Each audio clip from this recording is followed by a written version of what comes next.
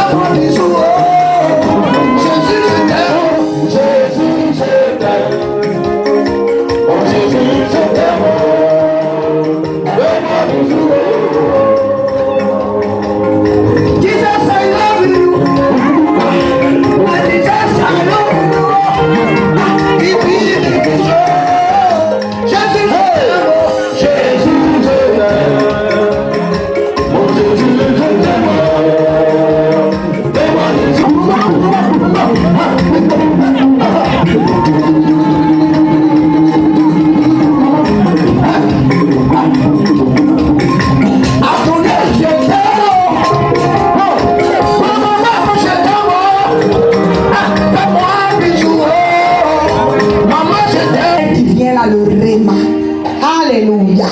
C'est une révérende. Alléluia. On va se tenir debout et on va recevoir ici notre pasteur à la personne de Maman Diabaté, la révérende de l'Éternel, la bouche autorisée. Amen, amen. Amen, amen. Je dis bien amen. Amen. Est-ce qu'il y a des femmes d'Adiaboté qui sont là?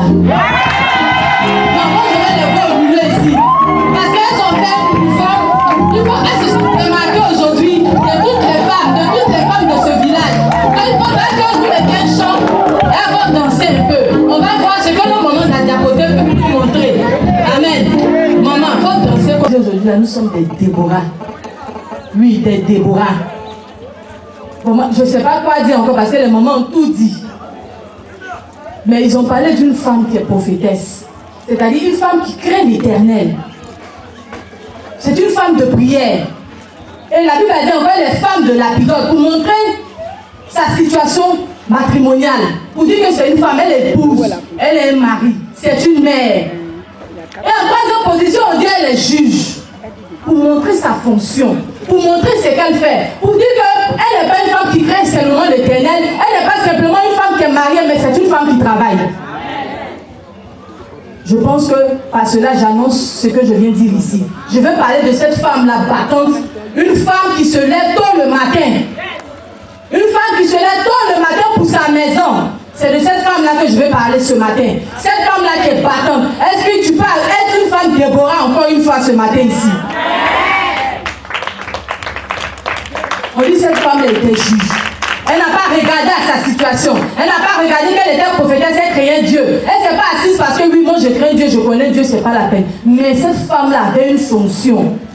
Donc maman, aujourd'hui là, quand tu dis je suis Déborah, c'est-à-dire tu avais un ancien nom, mais aujourd'hui tu as un nouveau nom. Si tu as un nouveau nom, tu as une ancienne situation. Si tu as une ancienne situation, aujourd'hui tu as une nouvelle situation. Aujourd'hui, on veut avoir des femmes qui travaillent, des femmes battantes, des femmes qui peuvent parler aussi dans une maison. On dit Déborah était juge, on venait la consulter. On la consultait pourquoi? Parce qu'elle n'était pas juge en Israël. Parce qu'elle pouvait parler. Elle pouvait dire ça là-bas, se déplacer. Oui, ça fait comme ça. Elle a dit quoi à Barak? Dirige-toi vers. Est-ce qu'il y a une femme ici qui peut donner comme ça des ordres dans sa famille, dans sa maison. Et pour cela, il faudrait que tu sois une femme qui te bat. Il faudrait que tu sois une femme qui se lève tôt le matin, qui va au travail, qui rapporte quelque chose à la maison. Mais tu n'es pas une femme qui reste devant la télé, comme maman l'a dit, à regarder télénovelas. Tu ne peux pas rapporter de l'argent à la maison. Tu ne peux pas donner même une parole en famille. Ta parole n'a pas de valeur.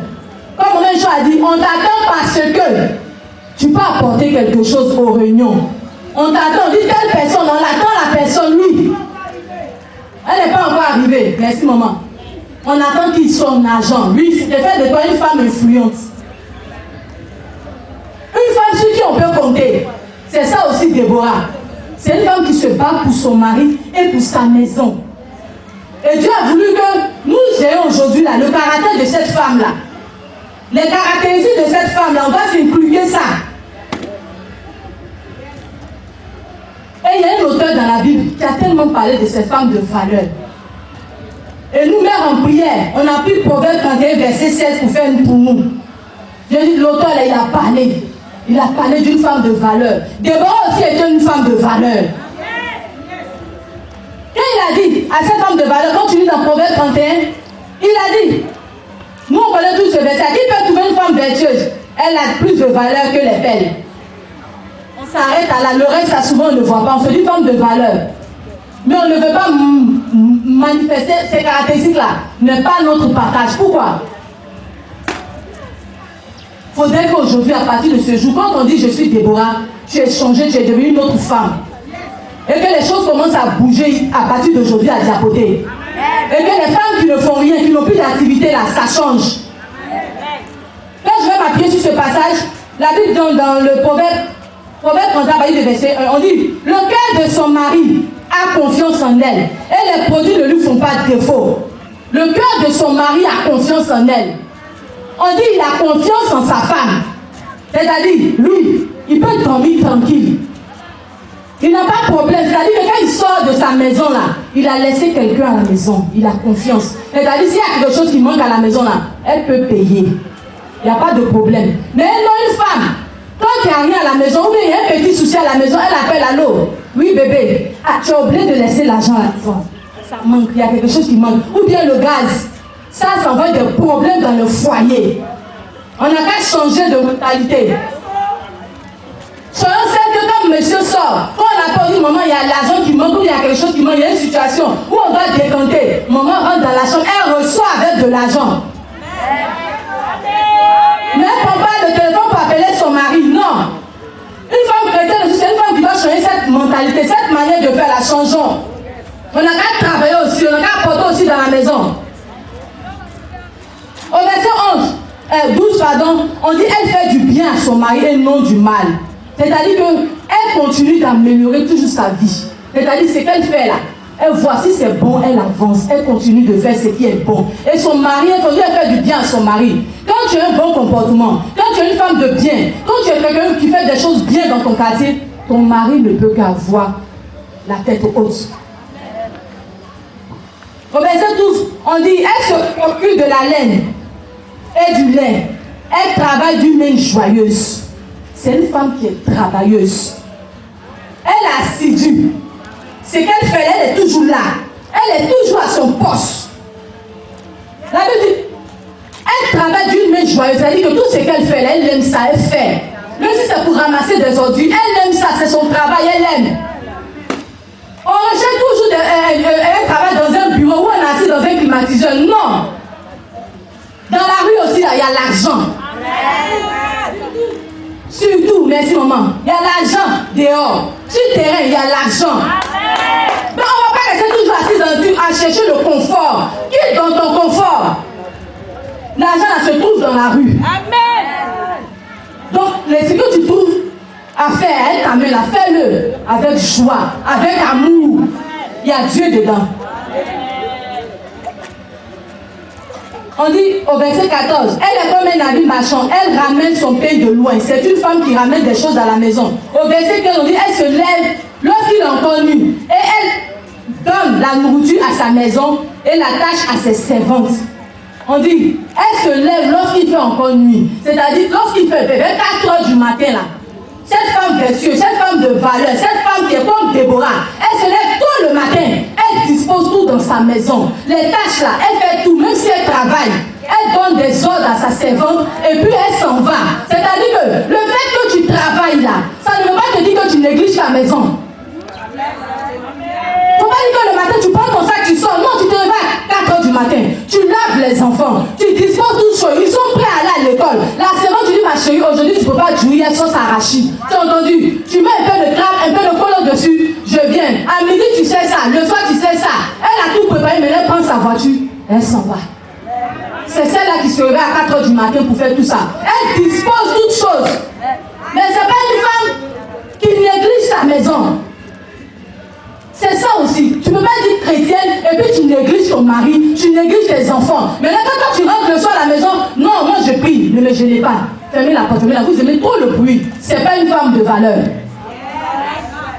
Une femme de valeur, c'est une femme qui met son mari, ses enfants en première position. Et son travail vient après.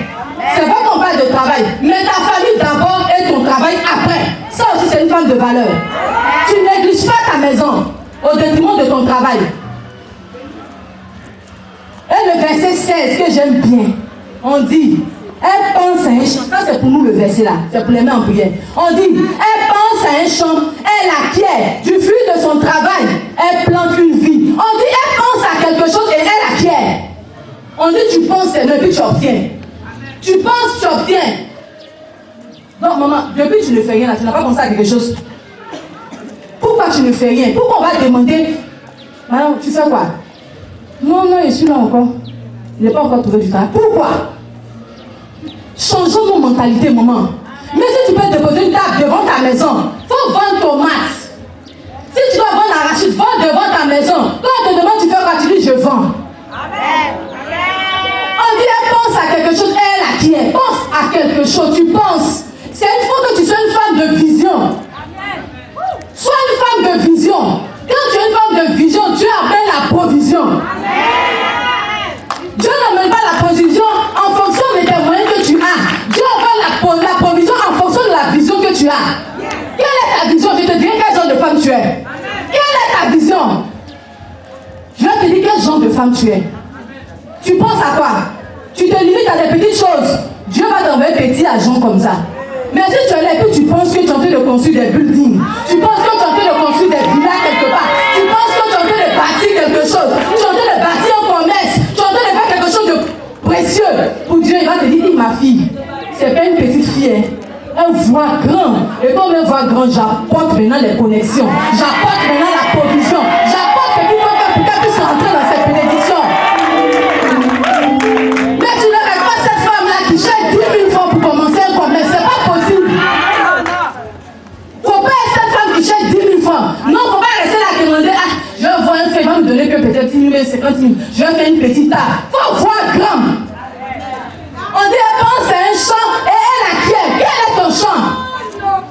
En un plan, on a dit quoi? Le champ, c'est ta maison. Les moments sont passés, c'était les différents champs. Maman, je suis passée pour le champ de la maison en tant qu'une femme.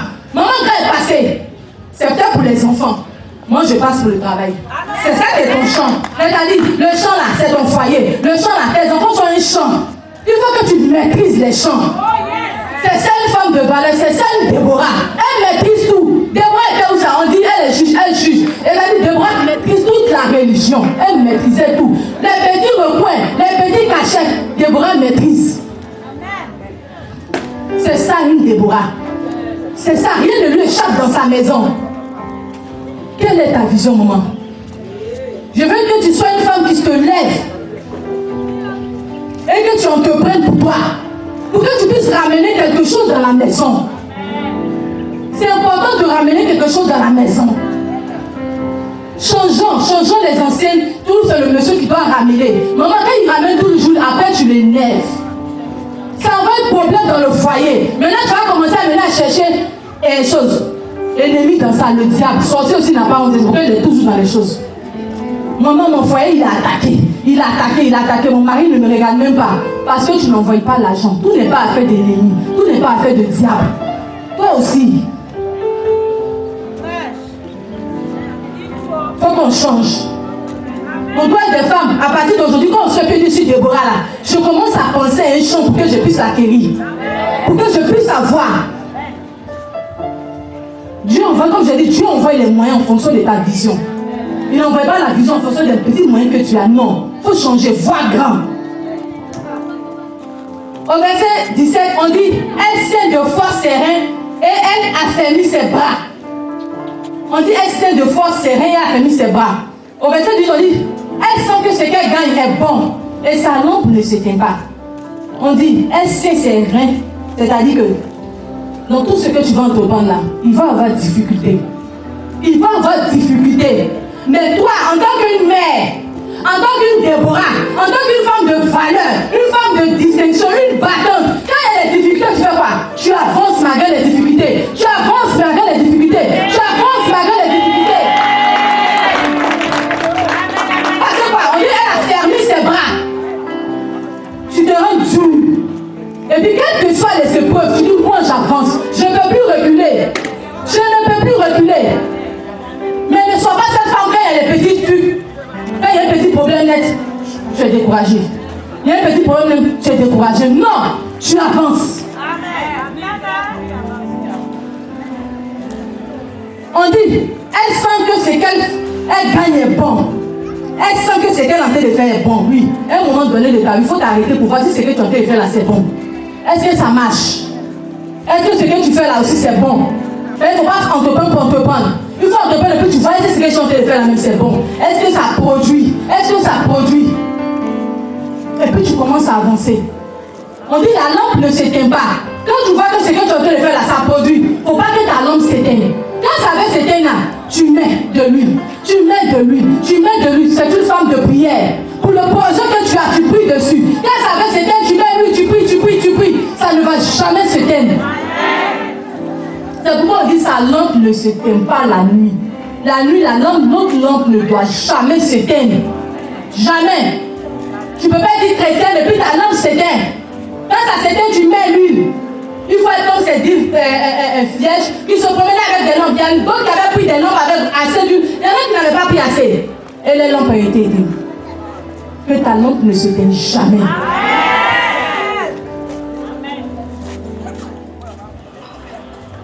On dit, elle tend la main aux malheureux et tend la main aux indigents. Oui, une femme de valeur aussi, c'est celle-là qui sait donner aux autres. C'est celle-là qui partage. C'est celle-là qui sait qu'il y a des indigents. Parce que tu travailles. Maintenant, tu te prends en charge. Maintenant, tu es devenu indépendant, tu es devenu responsable. Quand tu vois qu'il y a une femme qui est à côté de toi qui souffre, tu peux lui donner un conseil, tu peux lui apporter ton aide. C'est une chaîne. C'est une chaîne. Une femme de valeur, c'est celle-là aussi qui aide les indigents. On dit, son mari est considéré au porte lorsqu'il siège avec les anciens du pays. Alléluia. On dit son mari est considéré au porte, comme maman l'a dit tout à l'heure. Quand on a dit Déborah, la femme de Lapidote. Où on connaît Lapidote? C'est à cause de Déborah on connaît Lapidote. C'est à cause de Déborah on a connu Lapidote. Sinon Lapidote a son nom dans la Bible la même. On n'allait jamais écrit. Mais à cause de cette femme battante là, ils ont écrit femme de Lapidote. Est-ce qu'elle a demandé tout à l'heure? Elle a dit, toi aussi, il faut qu'on appelle ton mari par ton nom. Là, on dit quoi? Derrière un grand homme se trouve une grande femme. C'est parce qu'il y a une grande femme qui est derrière qu'il y a un grand homme devant. S'il n'y a pas de grand homme, une grande femme derrière là, un homme ne peut pas devenir grand. Papa, excusez-moi. C'est la femme qui est battante, qui est derrière là, qui pousse son mari. Elle pousse son mari. C'est une femme qui travaille, c'est une femme qui apporte à la maison. Elle couvre son mari. Même quand son mari n'a pas l'argent, c'est elle qui veut sortir par derrière en douce. Et puis on ne sait pas. On pense que son mari est fort. En fait, c'est une femme qui est forte derrière. C'est ça une femme. C'est une femme qui est battante. C'est à cause d'elle on appelle grand homme. Il y a une grande femme derrière qui fait un travail puissant derrière. Sinon la pilote on ne le connaît pas. Il serait effacé. Un homme insignifiant. C'est une femme qui fait de son mari ce qu'il est. Donc je vais demander à un papa ici, dis-moi quelle est ta femme. Je vais te dire comment toi tu es. Quel homme tu es. Si tu me dis quelle femme qui est derrière toi, je vais te dire quel homme tu es. Je vais te donner ton nom. Si tu es une femme battante derrière, je dirais que tu es un homme fort. Mais si tu n'as pas une femme battante derrière, je ne peux pas te donner ton nom. C'est pourquoi la Bible dit, on loue. Cette femme est louée, son mari la loue au milieu des gens. Il peut parler aussi. Lui aussi, il peut parler. Parce qu'elle le relève, elle le tient, elle apporte aussi dans la maison.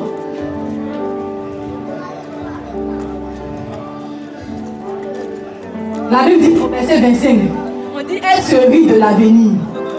C'est-à-dire, elle n'a pas peur de l'avenir. Elle n'a pas peur de l'avenir. Elle a vu ça trop loin. C'est-à-dire qu'elle voit les choses d'avance. Comme Deborah, c'est une femme qui voit les choses d'avance. Est-ce que tu peux être une femme aussi qui voit les choses comme ça d'avance? Quand tu regardes quelque chose, tu te dis que non, ça là, il faut laisser. Moi, je sais que je crois en mon Dieu. Je sais en qui j'ai cru. Où je vais, je sais que ça va réussir. Donc, je n'ai pas à m'inquiéter. Je n'ai pas à être indécise. Je n'ai pas à me perturber. Moi, je sais d'où je viens. C'est de cette femme-là dont on a besoin. De cette femme Déborah-là, pour bouleverser ce pays-là. Pour bouleverser ici à Diapoté. On veut voir des femmes debout, des Déborah. Pour changer les situations. Est-ce que tu peux te dire que je suis une femme pour changer les situations de d'ici? Il ne faut pas dire que tu es Déborah pour être Déborah. Il faut que tu te lèves et que tu dis oui, je suis Déborah. Je vais changer la situation dans laquelle je suis. C'est grâce à toi que ton foyer va changer. C'est grâce à toi que tes enfants, l'avenir de tes enfants sera assuré. Et c'est toi qui es une femme qui planifie. Tu planifies toi. Parce que quand tu as un mari qui dépense, toi tu es la femme, tu es derrière, tu dis non chérie, on ne fait pas ça. On fait comme ça, on fait comme ça. Tu es une femme de direction. Tu donnes des directives. C'est ce genre de femme-là qu'il faut être.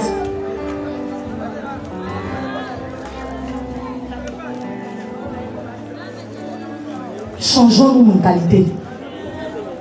Changeons nos mentalités. À partir d'aujourd'hui, il faut que tu trouves une activité à faire. Et quand tu trouves l'activité, quand tu es en train de faire cette activité-là, il ne faut pas que tu restes sur cette même activité-là. Il faut penser à multiplier l'activité que tu fais. C'est ça aussi une femme qui est de valeur. Quand tu fais ici, tu dis que en tout cas ce que je fais c'est bon. Est-ce que je peux pas implanter ça ailleurs aussi? Est-ce que je peux pas implanter ça à un carrefour là-bas? Tu multiplies ce que tu fais. Tu ne restes pas fixe à ton poste. Ça, c'est pas bon. Il faut que tu sois une femme qui voie de loin. Tu dis que si je fais un commerce, est-ce que devant là-bas, il y a les gens qui passent, j'intercepte ceux-là. Il y a les gens qui viennent comme ça, je les intercepte. Il faut que tu sois une femme qui réfléchit d'avance. Une femme qui voie comme une prophétesse. Qui voit les choses arriver. Et quelque chose ne doit pas te surprendre. Rien ne doit te surprendre en tant qu'une femme. Tu dois être prévenue d'avance. Si Dieu ne te parle pas, ça c'est un problème. Parce que Dieu parle à tout le monde, tantôt d'une manière, tantôt d'une autre. Toi, il te parle comment? Les mamans l'ont demandé. Toi, il te parle comment? Il faut que tu cherches. Si tu ne sais pas comment Dieu te parle, tu ne pourras pas entendre ta voix, sa voix. Parce que ce que tu dois entreprendre, il doit être dedans. Si tu n'entends pas te parler, comment est-ce qu'on commence que tu vas faire? Tu vas demander, Seigneur, est-ce que c'est bon pour moi? Il te dira, non ma fille, c'est pas bon pour toi. Et puis tu laisses, tu vas ailleurs. Mais si tu n'es pas cette femme à qui Dieu parle, tu vas l'entreprendre, tu vas taper poteau comme les enfants le disent. Parce que tu n'as pas demandé, tu n'as pas consulté Dieu. Peut-être tu l'as consulté, mais tu n'as pas eu de réponse. Soyons des femmes à qui Dieu nous parle. Dieu parlait à cette Déborah-là. Donc si nous voulons avoir les qualités de cette Déborah, il faudrait que Dieu commence par nous parler. Mais pour cela, il faudrait qu'on commence à consulter l'Éternel. Il va se révéler forcément à chacun d'entre nous. Et comme ça, nous pourrons faire des activités qui pourront nous être productives et qui pourront nous faire grandir et qui pourront élever notre maison. Tout ce que nous faisons, c'est pour notre maison. Amen. Que Dieu nous bénisse. Amen. Je veux qu'on se lève. On va faire ce seul point de prière là. Tu vas demander à Dieu d'éloigner tout ce qui peut t'empêcher d'entreprendre. Il éloigne de toi tout ce qui est paresse. Tout ce qui est murmure, raisonnement. Qu'aujourd'hui, qu'il fasse de toi une femme conquérante, une femme battante. Qu'il change ta mentalité afin que tu sois une femme qui se lève comme Déborah. Nous prions. Père éternel, Dieu de grâce, je veux encore une fois te dire merci Seigneur mon Dieu. J'ai entendu ta parole, Père éternel. Et aujourd'hui, je reconnais que Père, j'ai été une femme paresseuse. Une femme, Père éternel, qui dormait trop. Une femme, Père, qui ne se levait pas. Une femme qui était gagnée par certains raisonnements.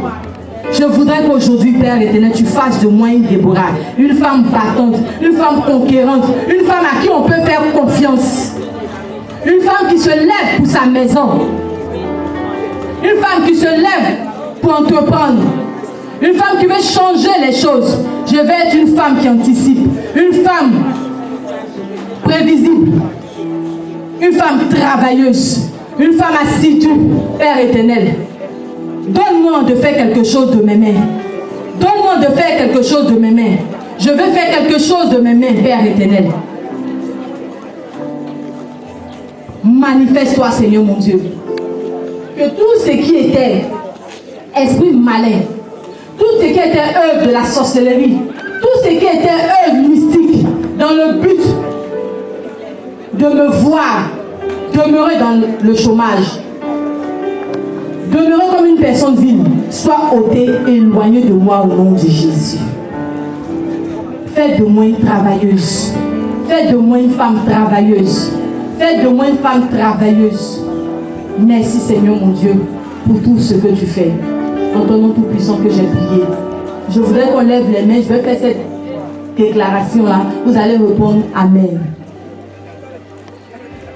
Je déclare au nom de Jésus un temps de restauration, de moisson, de travail, de promotion, de connexion au nom de Jésus. Au nom de Jésus, je déclare que toutes ces femmes soient des femmes de valeur, comme Déborah. Père, exerce leurs mains au travail. Qu'elles soient des femmes capables de travailler et d'entreprendre quelque chose. Qu'elles soient des femmes battantes et déterminées, sur lesquelles on peut compter et faire confiance. Qu'elles fassent la fierté de leur famille. Qu'elles soient des femmes de vision, qui progressent malgré les difficultés. Je déclare que l'Éternel crée de nouveaux cieux et une nouvelle terre. Que vous ne vous rappelez plus des choses passées. Que votre travail ne soit pas en vain. Et que votre travail vous permette de bâtir des maisons. Et que vous allez habiter, vous et votre famille. Réjouissez-vous. Soyez toujours dans l'allégresse. Car c'est aujourd'hui toi, femme, que l'Éternel a créé pour un nouveau départ. Sois bénie, maman. Que Dieu te bénisse. Soyons libres en Christ. Amen, amen.